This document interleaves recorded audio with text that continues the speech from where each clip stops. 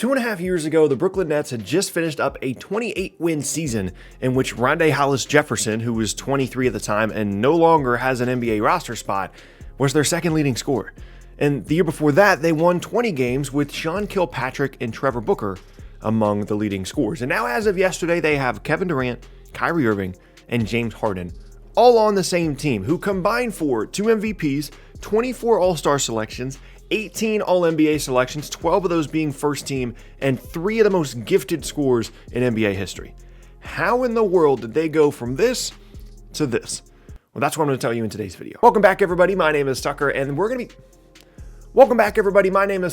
going to be showing you what is, in my opinion, the greatest NBA rebuild of all time, and that is the Brooklyn Nets going from what I just explained to you to now having 3 of the most prolific scorers in modern NBA history all on the same basketball team. If you guys have a different opinion of who you think had the greatest NBA rebuild of all time, then be sure to let me know down in the comment section below. With those things said, let's go ahead and get started and talk about how exactly they got here. So, if you go back and look at the 2015-16 Nets, they had a roster that featured an old Brook Lopez and Joe Johnson and a handful of other usable NBA players, guys like Thaddeus Young, Bojan Bogdanovic, and not much else. And they were still paying their debts to the Celtics for the disaster of the Billy King trade back in 2013, and arguably had the worst future in the entire league. They ended up sending their 2016, 2017, and 2018 first-round picks to Boston either straight up or via a pick swap as a result of that Billy King trade still from years and years before, and they didn't have any young talent on the roster. So it's fair to say things were looking pretty bleak in Brooklyn at the time. And again, this was just a few years ago. However, in February of 2016, the Nets brought in Sean Marks as their new GM, and he went to work trying to create something resembling a competent roster. In the 2016 offseason, he sent Thaddeus Young to Indiana in exchange for Caris LeVert, who was the 20th pick in that 2016 draft, who you might recognize as the guy that is now in Indiana in a trade in exchange for Victor Oladipo as part of the Harden trade stuff yesterday. LeVert actually got to Brooklyn via Indiana in the first place via trade involving Thaddeus Young in that 2016 offseason. And LeVert was a talented guard that had some injury issues in college, but it was clear that he had some upside, and he was really the first pick that the Nets started to kind of get right here to add to a talent base in a very unconventional way.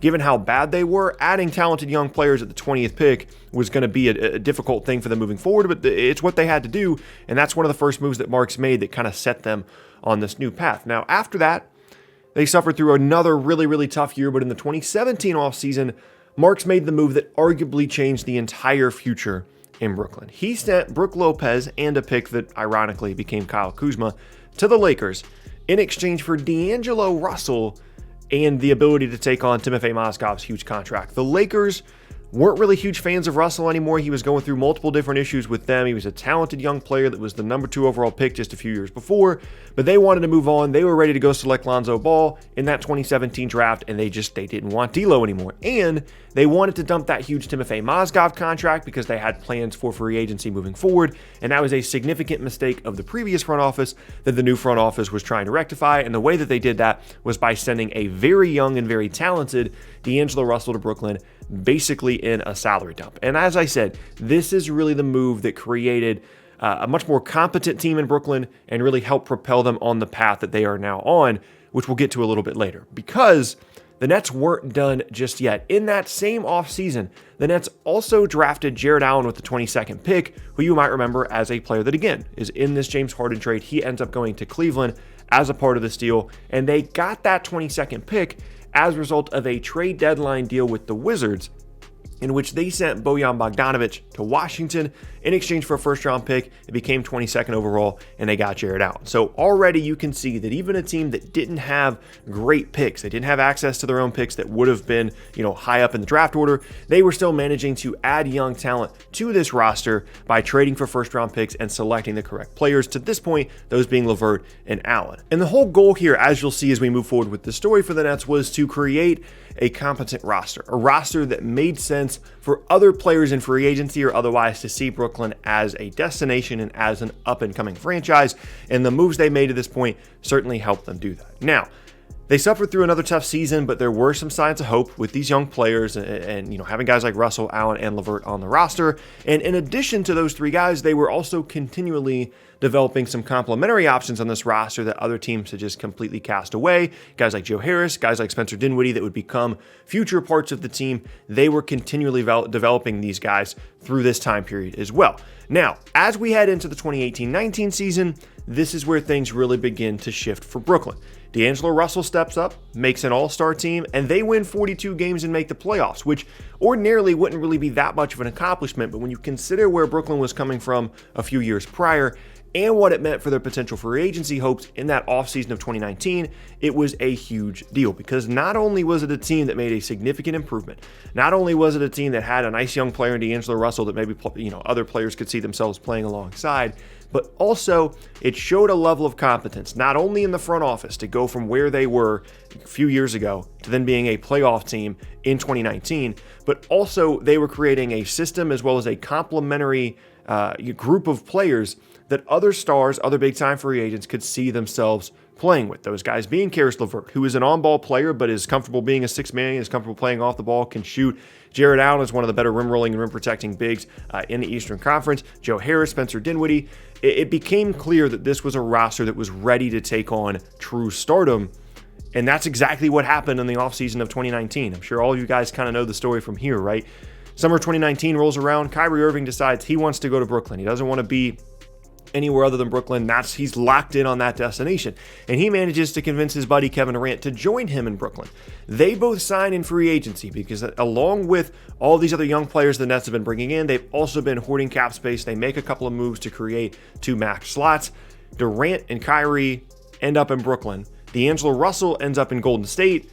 And they move forward with a really talented complementary roster. And then now, of course, as we fast forward to the present day, January 13th, 2021, the Nets acquired James Harden in a trade using largely pieces they've acquired over the years and obviously a ton of future draft capital. So they're trading away, not necessarily strictly to Houston, but involved in the deal that were necessary to make the deal happen. LeVert, we talked about how they acquired him. Jarrett Allen, we talked about how they acquired him. The ability of D'Angelo Russell to come and make them a competent team and make Brooklyn a destination that James Harden wants to go to as a result of having Irving and Durant. Other guys they drafted along the way, guys like Rodions Kurucs, who are now in Houston. And again, all those future draft picks as well. And you can throw in Taurean Prince in there as well, who ends up going to Cleveland. They acquired him in a salary dump for Allen Crabbe. They sent Allen Crabbe away. They sent a pick. They got back Taurean Prince. He's involved in the deal down the road as well. Now, I obviously understand that they never would have been able to make the Harden trade had they not included all of these picks, and that's largely what Houston is interested in here. But still, you can't take away the fact that this team went from Sean Kilpatrick and Trevor Booker to a couple years later having Harden, Irving, and Durant all in the same roster. That is an incredible turnaround, and in my opinion, the best rebuild in NBA history. When you consider the lack of draft assets, when you consider it's not necessarily a marquee franchise, when you consider all these different factors, it has been an incredible turnaround. Now, where does it go from here? I have no idea. This could be a complete unmitigated disaster. They could have completely ruined their future, and you can make the argument they should have just re-signed Russell, stuck with the young guys, and they would have been a competent Eastern Conference team for years to come.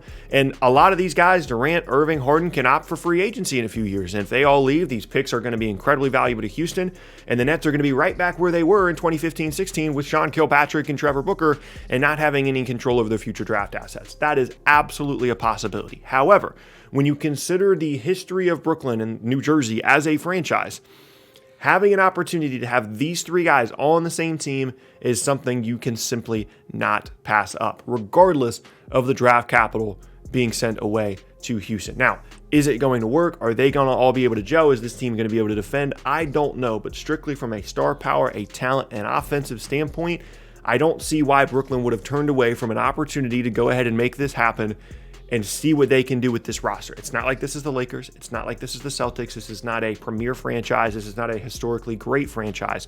This is one that has an opportunity to really go and push for a title within the next year to 2 to 3 years, depending on how long this lasts. And if they're really bad in 2025, but they win the 2021 or 2022 title, I think they'll take that. I think they're willing to take that risk. And given everything that they've been through over the years, just to get to this point, I respect the fact that they went ahead, they made the move, and now they got 3 of the best offensive players in the entire league all on one roster, and it's an incredible journey of how they got there. And there you have it. That is going to be the end of today's video, and I thank you all very much for watching. Once again, my name is Tucker. If you missed any of my previous videos, then be sure to check out the boxes on screen. I upload twice a day, every day, all throughout the NBA season, so it's a great place for consistent NBA content. You can also leave a like rating and check me out at various socials. They're at the bottom of the screen and a link tree down in the description below. With all those things said, I hope you guys have an awesome rest of your day, and I will see you all next time.